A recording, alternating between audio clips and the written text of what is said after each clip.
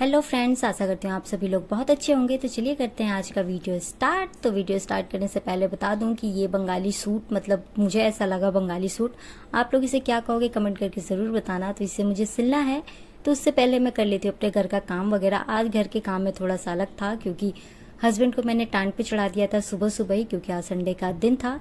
तो यहाँ पे हस्बैंड चढ़ जाते हैं टांट पे और उन्हें टांट की सफाई करनी है, क्योंकि टांट पे चढ़ने में मुझे लगता है डर। और हमारा टांट ना बहुत ऊंचा है, मतलब 11 फुट की ऊंचाई है शायद उसकी, तो 10 तो होगी। तो यहाँ पे हस्बैंड चढ़ जाते हैं और वहाँ साफ सफाई वो कर देते हैं। सफाई करने में ही बच जाता है 4, क्योंकि टांट साफ होने के बाद नीचे पूरा कचड़ा ही कचड़ा हो जाता है। तो सारा काम खत्म करने के बाद टाइम हो जाता है 4 बजे का, 4 साढ़े 4 का टाइम होता है जब हम खाना खाते हैं। और हम इन सब में लगे थे चाय पीकर ही बस। तो यहाँ पे खाना खा रहे थे हस्बैंड, बेटा और बेटी भी। तो यहाँ पे खाना खा लेने के बाद हम कर लेते हैं थोड़ा सा आराम, मतलब मैं कर लेती हूँ, क्योंकि मुझे दिन में ऐसा लगता है कि 10 मिनट के लिए भी सोने के लिए मिल जाए तो थोड़ी सी राहत हो जाएगी। तो यहाँ पे एक सूट था, मतलब कि ड्रेस है जो कि फिटिंग करनी है मुझे। तो यहाँ पे मैं फिटिंग भी कर लूँगी, मतलब फिटिंग तो नहीं करती हूँ, मेजरमेंट कर लेती हूँ, लेकिन फिटिंग करके मैं आप लोगों को ज़रूर दिखा दूंगी कि ये सूट कैसा लग रहा है। मतलब बहुत अच्छा लगा मुझे। तो शाम के चाय के साथ बस मैंने ये अपना काम ख़त्म कर लिया, क्योंकि कमरा छोटा है तो मुझे ना बहुत भीड़ भीड़ फील होती है। और जैसा कि अभी मौसम ऐसा चल रहा है तो थोड़ी सी घर की, मतलब मुझे लगता है कि सामान जितना कम हो अच्छा है। तो चलिए, उस दिन तो कुछ नहीं हो पाता है। नेक्स्ट डे हो जाती है, मतलब कि मंडे का दिन हो जाता है। और फिर सुबह सुबह बच्चे स्कूल जा रहे होते हैं, खाना वाना खा लेते हैं, मतलब कि मैं लंच बना के दे देती हूँ, बच्चे खाना खा के चले जाते हैं स्कूल। तो हस्बैंड छोड़कर आएंगे बच्चों को स्कूल और मैं आ जाऊंगी अंदर। अंदर आने के बाद मैं बैठ जाती हूँ 10-15 मिनट के लिए, क्योंकि हस्बैंड को भी जाना था तो उनको भेजकर ही मैं कुछ काम स्टार्ट कर सकती हूँ।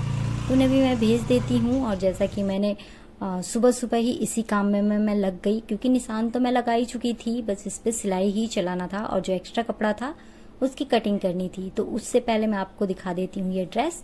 आप देख रहे हो, मतलब मुझे पहनना होगा तो मैं 1 पीस भी पहन सकती हूँ, लेकिन जिसका है शायद वो ना पहने। लेकिन आप देख रहे हो, शायद ये फ़ोन में इतना अच्छा ना लग रहा हो, लेकिन ये बहुत प्यारा ड्रेस है। और इसका कपड़ा भी ना थोड़ा जो सुकड़े सुकड़े से कपड़े होते हैं ना, उस टाइप का है कि इसे प्रेस करने की भी ज़रूरत नहीं है। जैसे मन वैसे इसे रख दो और वैसे ही पहन लो। मतलब मुझ जैसे के लिए तो ठीक ही है, प्रेस करने में मैं बहुत आलस करती हूँ। तो यहाँ पे आप देख रहे हो ये प्लाजो है, यहाँ पे भी मैंने साइड में सिलाई मार दी है। और फिर उसके बाद ये कुर्ता जो कि मैंने फिटिंग मार दिया है, और इसमें बाजू भी लगा दी है, मतलब कि स्लीव। पहले आपने देखा होगा इसमें स्लीव्स नहीं थे, लेकिन स्लीव का कपड़ा इसके अंदर ही था, तो ये बाजू लग जाती है। और लगने के बाद भी बहुत सुंदर लग रहा था।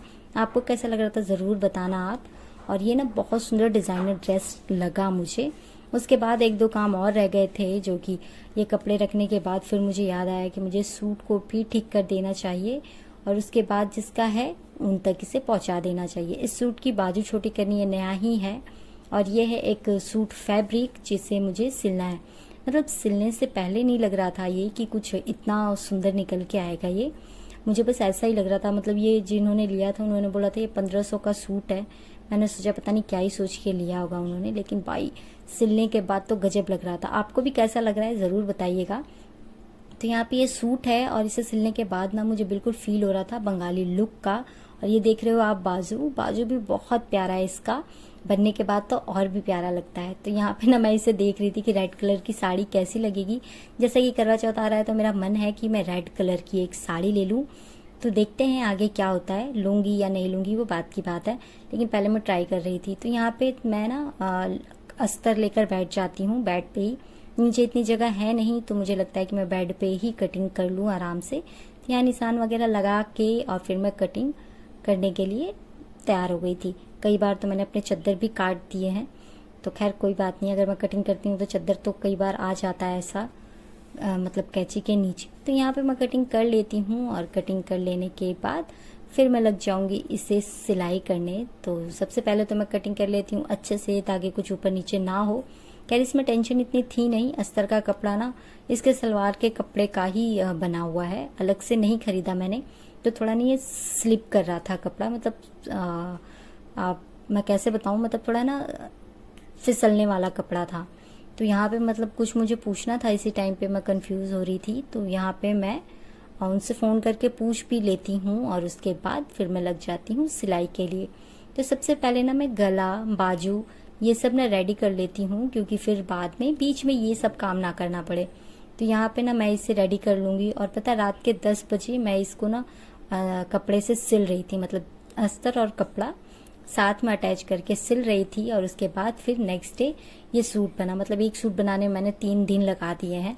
तो आप ज़रूर कमेंट करके बताना कि ये सूट कैसा लगा। मुझे तो बहुत प्यारा लगा, और 3 दिन इसे सिलने में इसलिए लगे क्योंकि मेरे साथ और भी काम है, जैसा कि पता है आप लोगों को कि मेरे ब्यूटी वर्क का भी काम होता है, इसीलिए। तो चलिए, ये सूट अच्छा लगा हो तो चैनल को सब्सक्राइब कर दीजिएगा, लाइक